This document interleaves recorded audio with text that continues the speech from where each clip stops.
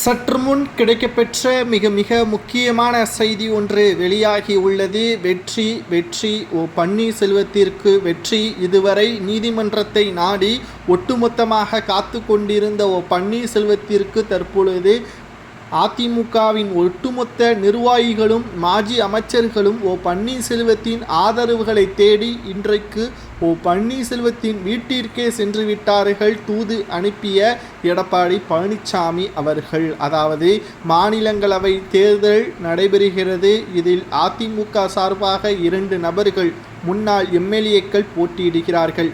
சுமார் 14 எம்எல்ஏக்களுக்கு மேல் பன்னீர்செல்வத்திற்கு ஆதரவுகள் இருப்பதால் அவர்களது கையெழுத்து இல்லாமல், அதாவது அவர்களது ஓட்டுக்கள் இல்லாமல் 2 நபர்களில் ஒருவரை தேர்வு செய்ய முடியாது. இக்கட்டான சூழல் இருக்கிறது. ஓட்டு போடவில்லை என்றால் அதிமுகவிலிருந்து 2 நபர்களை அனுப்ப முடியுமா என்று கேட்டால் நிச்சயமாக முடியாது. இரண்டாவதாக மாற்றி ஓட்டு போட்டாலும் 2 நபர்களை டெல்லிக்கு அனுப்ப முடியாது. இப்பொழுது மிகப்பெரிய சிக்கல், திமுகவிற்கு 4ம் அதிமுகவிற்கு 2ம் தான் ஒதுக்கப்பட்டுள்ளது. ஆனால் திமுக 5ஆக செல்லும் என்ற கணிப்பு உருவாகி இருக்கிறது. அதை ஏன் எப்படி என்று கேள்விகள் எல்லாம் பன்னீர்செல்வம் அவர்கள் மூலமாகத்தான் சமூக வலைதளங்களில் வைரலாக பரவி வருகிறது.